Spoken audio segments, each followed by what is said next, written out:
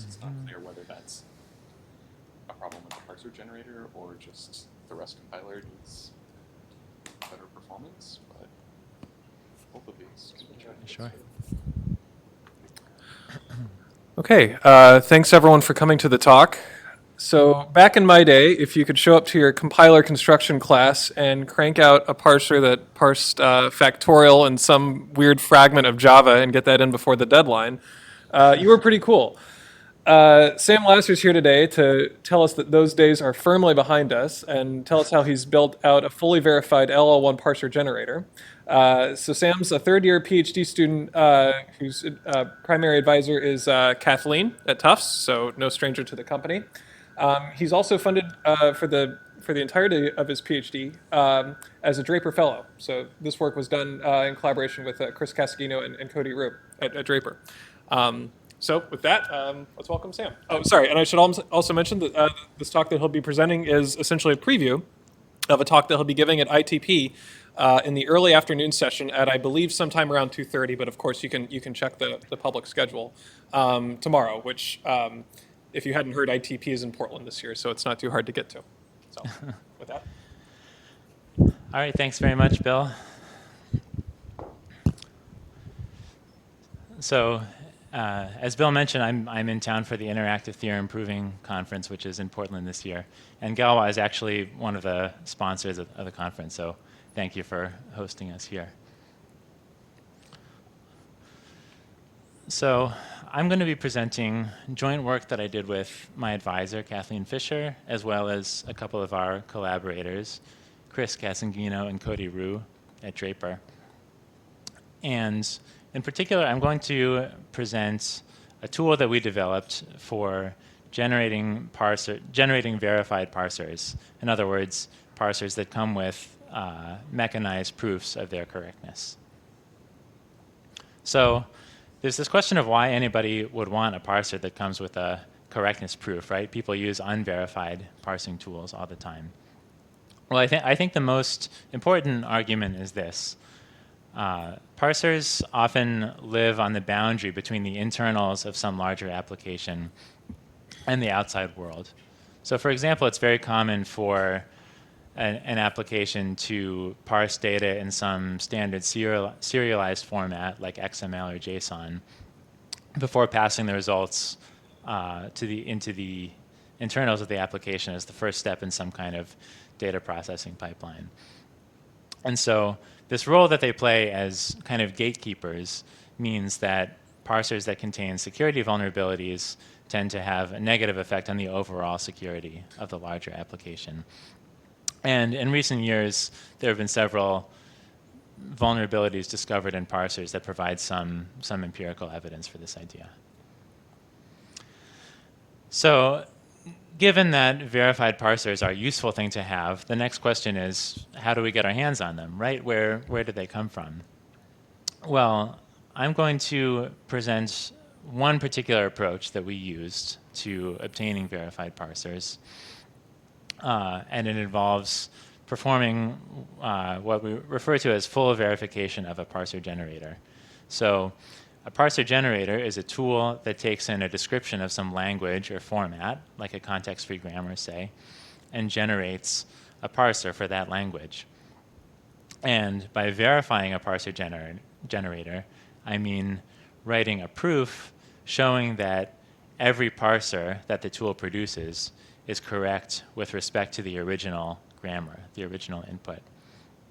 And the nice thing about this approach is that we only have to write proofs about a single object, right, the generator. We don't have to write a separate proof for each parser that the generator outputs.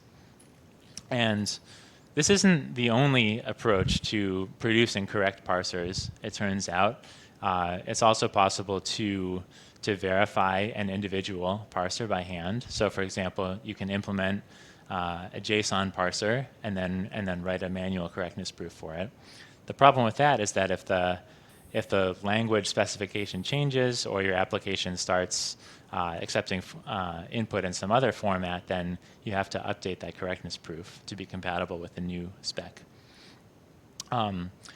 It's also possible to perform after-the-fact validation of parsers that are produced by an untrusted generator.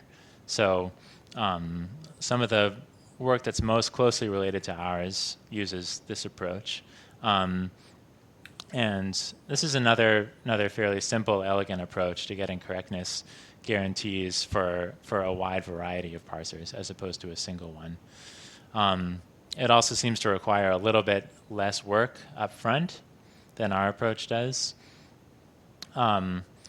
One small disadvantage of this approach is that there's a time cost that's associated with validating a generated parser. Whereas with our tool, we sort of prove once and for all that all of the outputs are correct, and then there's no additional validation cost associated to, to proving the correctness of the next output. So in this talk, I'm going to present a tool that we developed called Vermilion. It's a parser generator that we implemented and verified using the Coq Proof Assistant. Now, you don't have to be familiar with that particular tool to understand the talk, but if there are people who have used it in the past and have more technical questions, I'm happy to answer them. And so there are three main contributions associated with this work. First of all, we prove end-to-end correctness for the tool. In other words, we prove that the generator produces a correct parser for its input grammar whenever such a parser exists. We also prove that the generator and the parsers that it produces terminate on all inputs without reaching an error state. And this is actually a novel contribution that separates this work from some prior work on certified parsers. And then finally, we provide some empirical evidence that the parsers that our tool generates are reasonably performant. So we present a case study in which we generate a JSON parser with our verified tool and compare its performance to another parser generated with an unverified tool on the same data set, and show that our tool, while not faster, comes within a reasonable constant factor of the unverified and likely optimized tool. And I should say also that the entire talk isn't very long, so you should feel free to ask questions or interrupt whenever I have a question. Sure. You have an asterisk on the third one. Oh, right. What the caveat is. Right. So they right. The short answer is that they terminate without error on all inputs given one small condition that's easily met. So I'll definitely talk about that in more detail. So I want to introduce you to the tool just by walking through the typical workflow that's associated with using a parser generator. So in the first step, you, the user or the grammar writer, provide a grammar to the tool, and it attempts to produce this data structure called an LL1 parse table that you can think of as sort of like a compact encoding of some different structural properties of the grammar. So that's the generation step. And then in the second step, which is the actual parsing algorithm itself, the algorithm uses that table to analyze a sequence of input tokens like words or characters, and attempts to build a derivation for that input. So these two steps correspond fairly directly to the top level API of our tool. So the API is very simple. It really consists of just two functions. The first one, parse table of, which is in purple here, consumes a grammar and either succeeds in building a table for it or rejects it. And then the second function, parse, takes that table as input along with a grammar start symbol S and some sequence of tokens, and either finds that sequence is a valid word in the language that the grammar describes, or it rejects the input as invalid, or it reaches some kind of some kind of internal error state representing the fact that something went wrong in the parser's internals. Yes. So your language makes me wonder whether this is a recognizer rather than a parser, or are you actually building the AST of the structure that you're expecting? We are. So in the success case for the parser, it produces a semantic value for the input, which you can think of as a derivation tree or AST. But we actually allow the user to specify the type of the output. Yeah. All right. So for the remainder of the talk, I'm just going to talk about the high-level correctness properties of these two pieces of the tool and some of the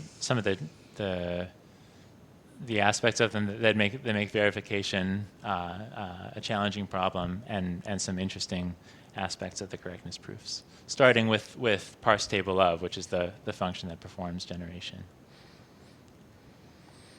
So building an LL1 parse table for a grammar is kind of part of the classic compiler's curriculum. So you can see a standard presentation on the right here.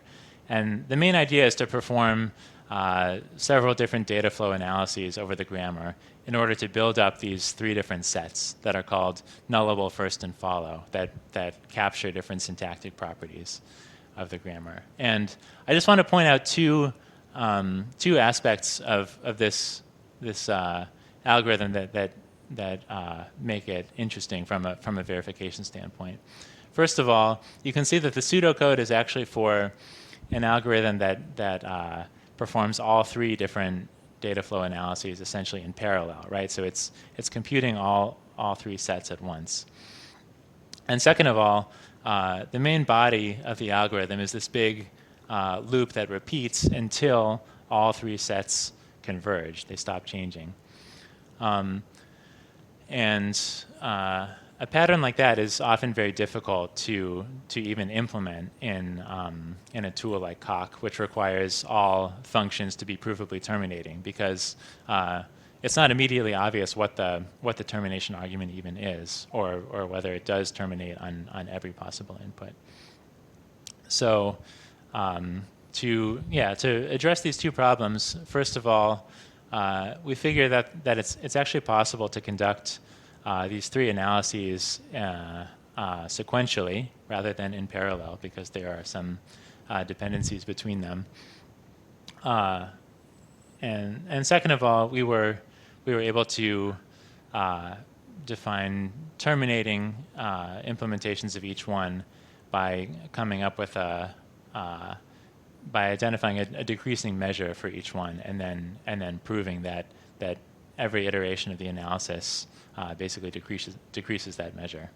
So a big portion of the work on this part of the project actually involved proving termination rather than correctness. Okay, so once we have a suitable implementation of parse table of, we can talk about its high-level correctness spec. Sure. Maybe I have a question about the previous slide. Sure. In the original implementation, Mm-hmm. it seems that the decreasing measure would be easy, maybe, in that you have these three sets that are bounded that can only go up to all the symbols, I guess.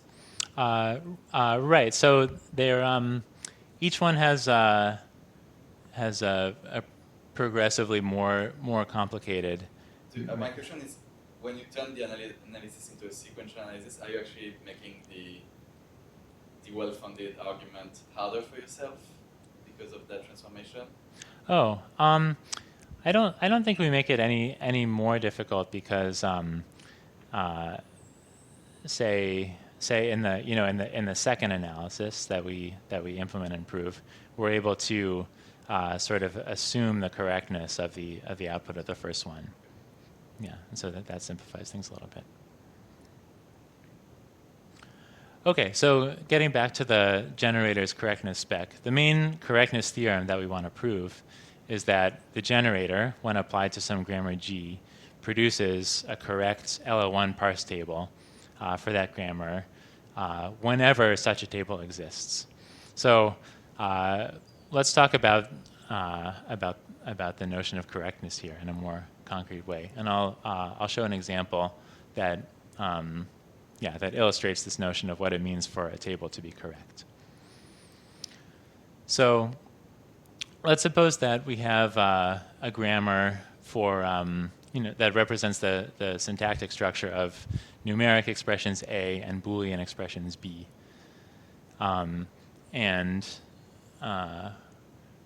Right, so a numeric expression is either just the number 42 or an if-then-else expression, and a Boolean is just true or false for simplicity. I'll let you figure out the operational semantics of this language.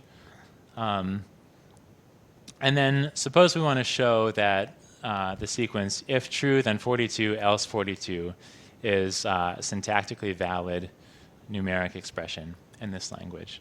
Well, the standard way to do that is to start with symbol A and continually rewrite it according to the productions or rules in the grammar until we arrive at the final sequence of tokens. And it's possible to represent the sequence of rewriting steps as a tree, right? You can think of it as a parse tree or a derivation tree. But there's a problem here, which is that productions 1 and 2 both have an A on the left-hand side, right? So how do we know whether to rewrite A with production 1 or production 2? Well, that's the standard. That's the central question in parsing, and different parsing algorithms take different approaches to solving it. And so, in the case of LL1, first it builds this table for the grammar, and then at a decision point in the parsing process, it looks at the next grammar symbol being processed and the next input token, and looks up the corresponding cell in the LL1 parse table, and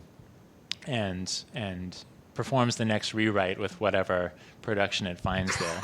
So in this case, the cell in the table contains production 2, and that turns out to be the right choice and allows us to complete the derivation. So with that example in mind, we can give an informal definition of what it means for the table to be correct, which is that the table predicts some production P if and only if that production may result in a successful derivation. Does that make sense? Okay, so at this point, we've implemented the generator itself, and we've also proved that it produces a correct table whenever such a table exists. So now I want to turn to the parsing algorithm itself and talk about its correctness spec. So our high-level goal is to prove that if there's some correct table T for grammar G, then the parser, when it's applied to the table, is correct with respect to the original grammar. So let's talk about this notion of correctness in more detail. Our correctness specification for the parser is fairly standard. If you suppose that S is some grammar symbol, W is a word or a sequence of tokens, V is a semantic value, like a parse tree or derivation tree, and R is some unparsed suffix of the input, then we define this inductive derivation relation that describes the relationship between those four elements. So the relation has the judgment form shown here, which you can pronounce as symbol S derives word W producing value V and leaving the remainder R unparsed. So this is going to be the correctness spec for the parsing algorithm. It's just like the monad. Yeah. Right, and it's also going to hold of we're going to well, some of the proofs will involve showing that it's an invariant for the for the sequential steps of the algorithm, right? Okay, so with that correctness spec in hand, we can define the three main correctness properties that we prove for the parser. First of all, we prove that the parser is sound, which means that if the parser produces a semantic value for some prefix of its input sequence, then the derivation relation produces the same value for the same prefix of the sequence. Second of all, we prove that the parser never actually reaches an error state when it's applied to a correct LO1 parse table. And this holds whether the sequence of input tokens is a valid word or not. And then finally, we prove completeness, which is the opposite direction from soundness. So it says that if there is a derivation for some prefix of the input that produces a semantic value, then the parser produces the same semantic value for the same prefix. Sure. So at which point do you deal with ambiguous grammars, for instance? Right. So I guess I should have mentioned earlier that if you remember, if we go back a few slides. Right. So we defined what it means for an LL1 parse table to be correct, right? And I guess a corollary of this is that not every grammar has a correct LL1 parse table, right? So in particular, grammars that are unambiguous on a single token of look ahead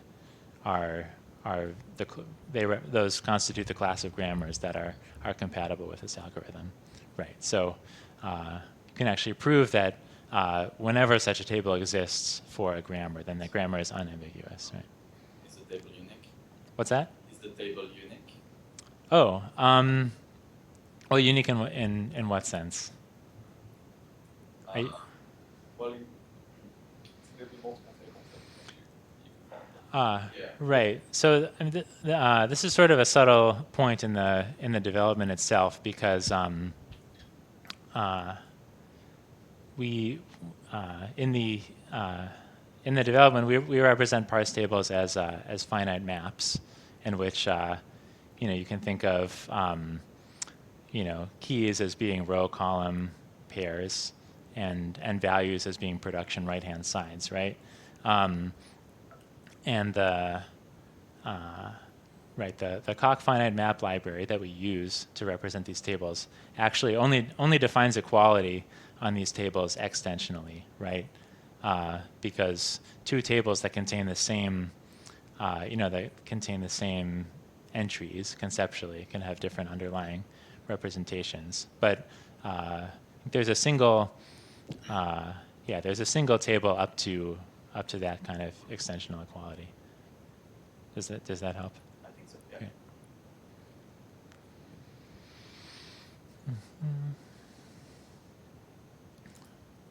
Okay, so I only want to talk about one of these correctness properties in greater detail, and it's the second one, error-free termination, because it ends up being it ends up having the most complicated and interesting proof, and it's also the main result that's used to prove completeness. So there's a dependency between the second property and the third property here.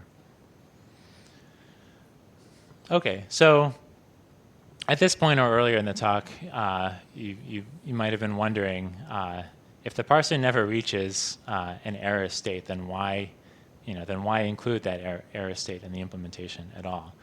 And the reason is that without it, it's very hard to define the parsing algorithm in a provably terminating way.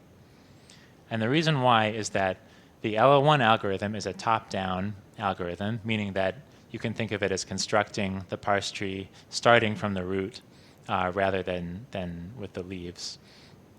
And in general, top-down parsing algorithms have this unfortunate property where certain patterns in a grammar can cause them to diverge. And in particular, left recursion in a grammar can cause non-termination.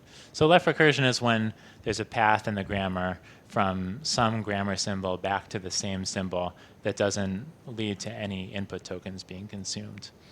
So there's this problem, right? Coq requires all functions to terminate provably, but this seems to be an inherently partial or possibly non-terminating algorithm. So our approach to fixing this problem is to have the parser maintain a set of the non-terminals that it's visited since it last consumed an input token. And whenever the parser does consume a token, it resets that set to empty. And if it finds that it's visited the same grammar symbol twice without consuming any input, then it halts and returns an error value. So in this example, initially the visited set is empty, and after we construct the root node of the tree, non-terminal E is added to the set. And then when we try to add another E to the tree, the parser detects that it's attempting to visit E twice consecutively and halts in that case. And then as a separate result, we're going to prove that this error case never actually happens as long as the table argument to the parser is correct with respect to some grammar. So after adding this kind of dynamic checking for left recursion, it's possible to write a provably terminating version of the parser, but it's still not possible to get Coq's termination checker to accept the definition immediately, because now the termination argument depends on multiple parameters to the function, right? In some recursive calls, we're consuming a token, so the length of the remaining tokens is decreasing, whereas in others, the complement of the visited set with respect to the universe of all non-terminals is what's decreasing. So we have to. It's a sort of lexicographic ordering between those two. Exactly. Right. Oh, you've got it. Right. Yeah. And so that's a termination measure that's a termination argument that's too subtle for the checker to detect. So we kind of have to do the well-founded recursion by hand. Okay. So now that we have an implementation of the parsing algorithm that terminates provably, we can show that as long as the parser is applied to a correct LO1 table for some grammar, that it never actually returns this error value. And this is actually an important property because it shows that the parser is a sound and complete decision procedure, right? It allows us to prove that the parser gives the thumbs up to valid inputs and gives the thumbs down to invalid ones, and that there's no possibility of some kind of third return value. And this is actually a result that's missing from prior work on verified parsers. In most prior work, all of the correctness results pertain to valid inputs. So they prove soundness and completeness for valid inputs, but they don't prove, they don't prove that the parser, or I'll put it in this way, that they admit the possibility of non-termination on invalid inputs. Okay, so the proof of this theorem ends up being based on two different lemmas. The first one says that if the parser reaches an error case, then the grammar must contain some left recursive symbol. And in the second lemma, we prove that if there is a correct LO1 parse table for the grammar, then the grammar must contain no left recursive symbols. And this second lemma, I think, is actually the most interesting one in the development, because it seems like a fairly intuitive statement, and it's well known. It's sort of folklore in the parsing and compilers literature that LO1 grammars can't handle left recursion. But this lemma actually goes in the opposite direction, right? It says that the existence of a correct table implies the absence of left recursion. And it ends up having a surprisingly intricate proof. Yeah. I have one question about the first point. So is that the notion of a left recursive symbol as defined by essentially like mutual recursion? I'm trying to remember if you would have to handle that. Like, Oh, so I think are you referring to the distinction between direct and indirect Right. left recursion? Right. So here left recursion means either of those. So we actually yeah. So the mechanized definition of left recursion is it's an inductive relation, and it has two cases, one for direct and one for indirect. I'm slightly confused by the statement of your theorem, because when you've got your parser, if you apply it to incorrect input, won't you get error? Oh, so if you apply it to a token sequence that's not a valid word. So we step back a little bit. So you see that there are, in this diagram, there are three arrows coming out of the parser, right? And so one of them is for valid inputs that get accepted. One is for invalid sequences that get rejected. And then there's actually this third possible result. And that's the one where... This third red one you're talking about. Exactly. Okay. Right. Well, how do you pronounce the flaggy thing? The The cross? reject. Reject. Okay. Right. Yeah. That's kind of a subtle distinction, I guess, between. But no, I understand that. Yeah.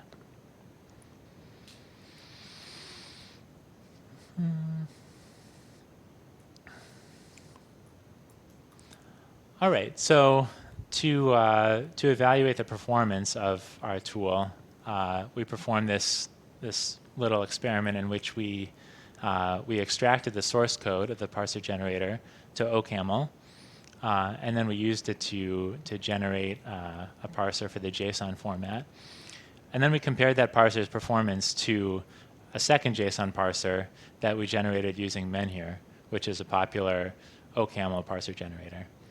And we found, and then we tested both generated parsers on a JSON data set, and found that while our tool is slower, it ends up being roughly 2 to 4 times slower than the unverified parser on each data point. Yes. Implementation of what? Since they should do the same thing. Why they should? So yeah, I should say that this is it's not an entirely scientific experiment, right? Because for one thing, the two tools use different parsing algorithms, right? Ours is based on LL1, whereas Menhir is based on the LR1 algorithm, which is compatible with a larger class of grammar. So that's one possible reason. Another likely reason is that extraction from Coq to OCaml can sometimes change the representation of different types. So for example, if you define something with strings in Coq and then you extract it to OCaml, you don't get OCaml strings automatically. You get list of characters or something like that. And it is possible to provide to get more fine-grained control of that extraction process. But in this case, we weren't trying to make a particularly strong claim. We're just trying to show that the performance of our tool comes within a reasonable factor of something that people use in real-world applications, and that they're close enough that if you were building an application where high assurance was more important than blazing speed, then you might choose to use the verified tool. Yes. I'm confused by your Menhir tokenizer. Right. So you're reusing the tokenizer? Sort of. So there's a slight difference between the APIs of the two parsers, right? Our tool consumes a pre-tokenized list, or it uses a separate tokenizer, whereas the Menhir itself uses the kind of standard approach that where the parser wraps a lexer. So we implemented a second tokenizer to act as a preprocessor for our tool, and we included that preprocessor's execution time and the total execution time of ours. So, yeah. So, so I think this is kind of interesting because you're essentially comparing two parsers that are being written in something like OCaml or ML. Do you have any intuition for if someone was willing to go really unverified and have a parser written in C because they wanted access to some kind of low-level data structure? Mm-hmm. Let's suppose that they were willing to still implement an LL1 algorithm. Do you have an intuition for, like, do you expect that would be much faster because you could pull some trick with the low-level representation? Or do you kind of expect that really it would probably end up just about like linear? I expect that the C approach would be a fair bit faster. So I think the right point of comparison for this work is probably the the results of unverified generators as opposed to are you talking about a generated C parser or a handwritten one? Yeah, so I think that there would still be a significant performance difference. Yeah. All right, just to conclude, I hope we've shown that full verification of a parser generator is a feasible and elegant approach to obtaining verified parsers, at least when those parsers are based on a fairly simple algorithm.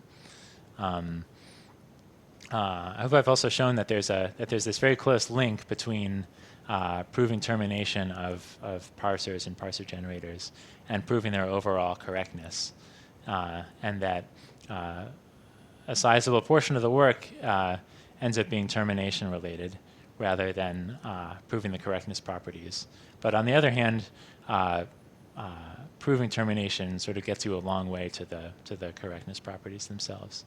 And then finally, I think this work suggests that even though parsing is a very old and well-established field, it's still possible to get some fresh insights about it from verifying aspects of the theory.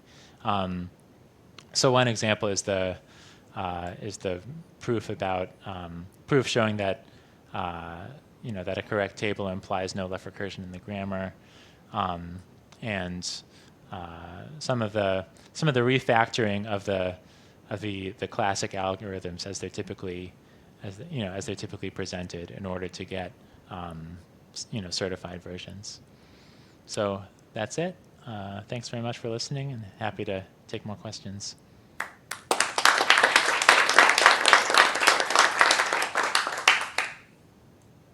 So I actually have two questions. Yeah. But I'll pick one first and then go otherwise. So how sensitive are your proofs to k equals 1?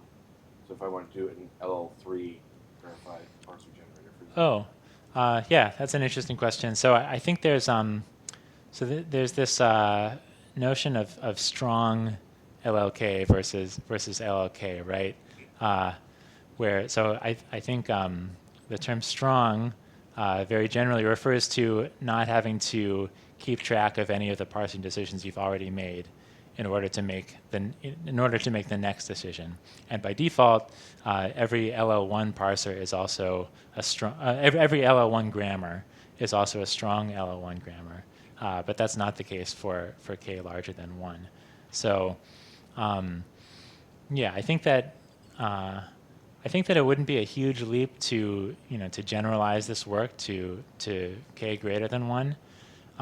But on the other hand, you'd have to. It wouldn't involve just updating the correctness proofs. You'd actually have to change the way you wrote the parsing algorithm. Why Coq?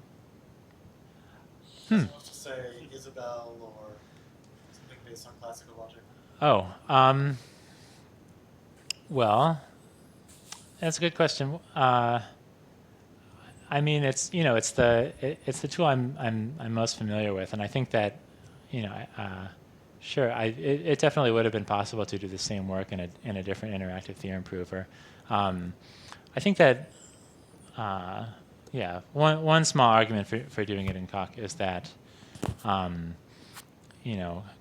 compared to some other options, it's not completely inconvenient to extract your program once you've proved it correct and actually compile it to an executable or link it up with some larger application. So I guess because we're doing verification of software as opposed to, say, pure mathematical proofs. It makes that, it makes some of those processes easier. Some of these tools allow you not just to produce a parse tree, but associate some semantic actions, which are kind of a fault over your parse tree. Mm-hmm. How that would affect the correctness problem. So that's actually exactly what we do. I presented the parser as returning a tree-like structure for simplicity, but in the development itself, we set things up so that the grammar writer, in addition to writing the productions of the grammar themselves, associates a semantic action with each production, and then the parser applies those actions as it builds the resulting semantic value. And these semantic actions are actually dependently typed functions that are, where the function type is dependent on the symbols that make up the production. So the benefit of this approach is that if you think back to the the very simple grammar I showed that had numeric and Boolean expressions. Well, conceptually, it would be nice to produce like a natural number value or an integer value when the start symbol is the symbol for numbers, and a Boolean when the start symbol is a Boolean non-terminal. And so that's what that dependent interface allows you to do. One of your phrasing at the start, you said that each parser comes with a proof of its correctness. And I'm going to quibble a little bit because I don't think that that's quite right. It's every time you generate a parser, it comes with a proof of the correctness of the generation. And the reason I'm quibbling about that is that there are times where you might like to generate a parser, and now you have that parser, and I'd actually quite like to have a proof that can demonstrate to me that this parser is correct as a separately checkable thing. How easy do you think it would be, given your framework, that when you're generating a parser, to generate a proof of correctness of that particular generated code? Well, let's see. So as I showed before, the top level API is the generator, which produces a table, right? And then the second function is just is a function that takes that table along with a couple of other things. And so the idea is that by first generating the table and then partially applying the second function to that table, you obtain a parser that's specialized to the original grammar. And so I think that the proof of correctness for that second function, the parsing algorithm itself,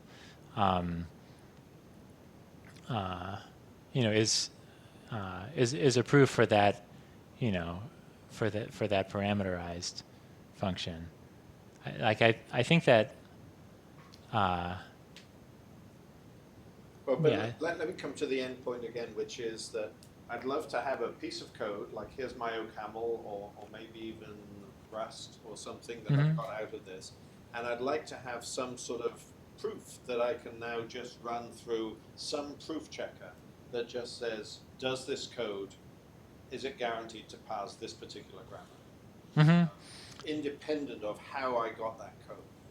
Oh. So can you create like a standalone proof that could then be checked? Yeah. So it is possible. It is possible to take the proof term. That's the result of your interactive proof work, and extract it and basically inspect it as a tree-like data structure. But I'm not sure. But I don't know if you're saying yes or no. Well, so it's possible to extract a proof term, but I'm not sure that there's a way of checking that proof independently of the Coq ecosystem in which it was created. Yeah. So this might be a sideways point, but I think you had a bullet in there where you were talking about related work that came out, I think, around 2012. But I read that bullet point to be saying that they took exactly the approach that that John's interested in, where Oh. they had some method for, you didn't trust the parser generator, but it generated this thing, and it generated parsers, and each was equipped with a proof that you could automatically check. Did I read that bullet point wrong? No, yeah, that's Okay.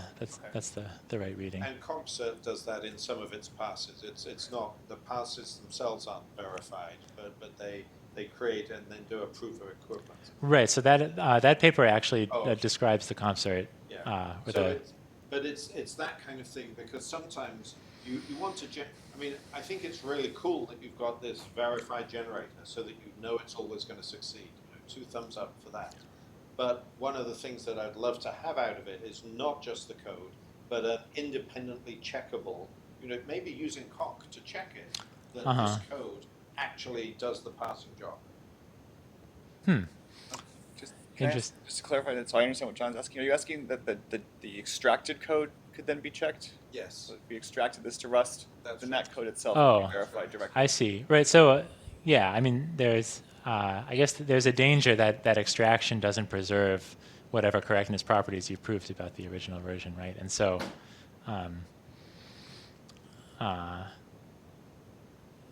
right. I suppose that in that sense, the sort of translation validation style approach of that paper that I cited earlier is the better choice. Earlier you mentioned the notion of equality of tables was sort of extensional. Mm-hmm. Did you ever find yourself missing quotient types? Or wishing you had them? Oh, not really. I mean, I think in in this situation, extensional equality is the it's kind of the is the right property. The quotient types would make them just be propositional equality for that type. Oh,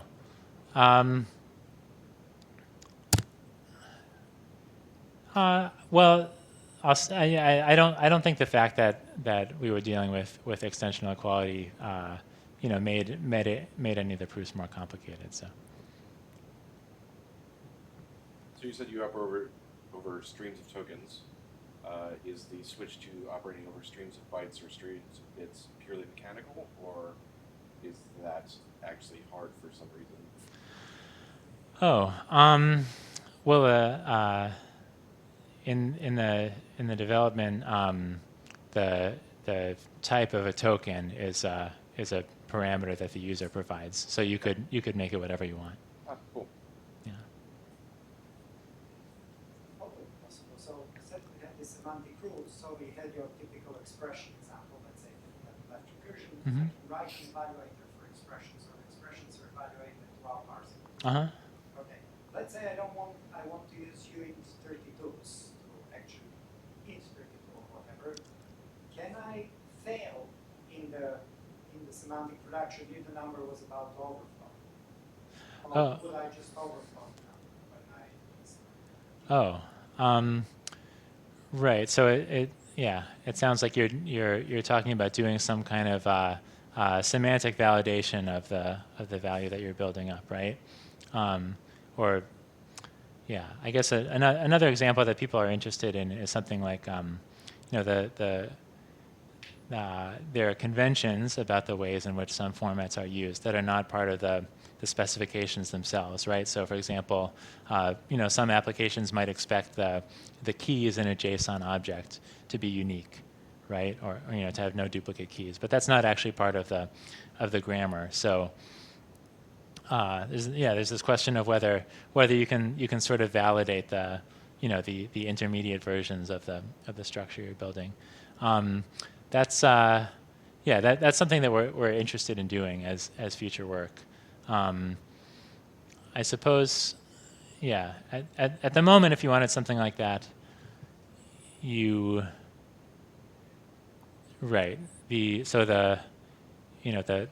type of semantic values for your grammar would have to include some kind of none value that the semantic actions would have a possibility of returning.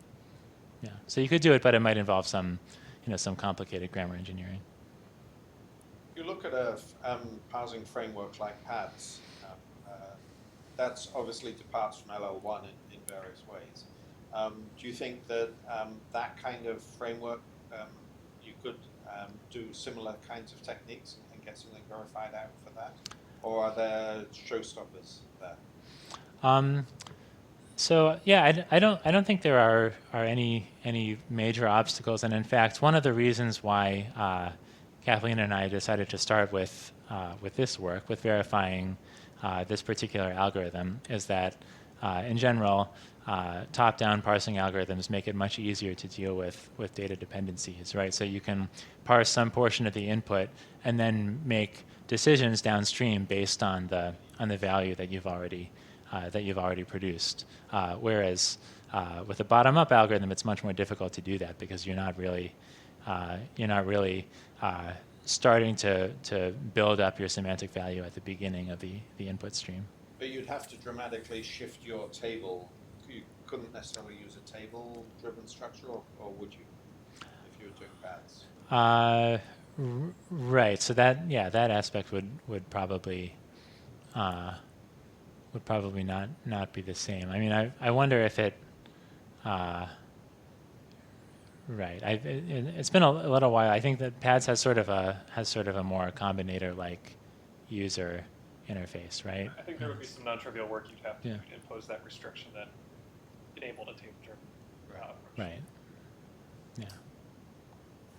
So I had just one question. So Sure. actually going back to the part where you talked about doing a verified implementation of the table generator, you said, okay, you Mhm. basically have to find a nullable first and follow. Mm-hmm. Now, if I remember right, those can be essentially expressed as finding like a least fixed point solution to a system of essentially set valued equations. Mm-hmm. And so you might almost hope that there's, and I'm asking this, I have no idea if it exists, but some Coq library sitting around that says, okay, well, if you can dump out this system of equations and then have a solver based on, parse key or whatever, Mhm. you'll have an algorithm there and the termination proof's done for you, right? Does that turn out to be the case, or is the situation a little bit? So we didn't find anything like that when we were starting this work. Okay. But yeah, it's possible that something like it exists now. Right. I guess just on that point,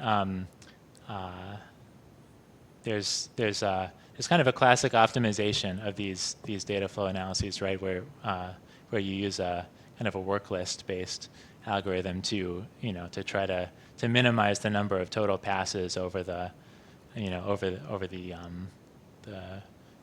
the productions or whatever the elements are that you do. And that's not something that we implemented as part of this development. So I imagine that would be pretty low on the queue for things you'd really want, because you presumably wouldn't mind a parse table generation. exactly right. So that's a one-time, it's a one-time process. So it doesn't really matter if it's not optimal. Okay. There's a giant column in my way, but I don't see any more hands up. So I suppose it's time for lunch. So let's have another round of applause for our speaker. Thanks very much. So if you'd like to chat about parsing more, I guess you need someone to go to lunch with. Sure, I'm happy to stick around. Yeah. Hello, Adam. Oh, great. Still good? Yep. Or at least moderate? My 1 year. Grab lunch. Yep. Wow. Did they throw you a party? I mean, a vesting cliff is kind of a party, Oh, that is a delightful but party. you can only invite your accountant, really. Yes. And were they excited? Sure. They will be once I figure out who they are. Yeah, and pay them. Well, all I right. suspect they may Goes back to one of the actually results of Probably. Do you get to wear a vest? Nothing's ever been stopping me from that.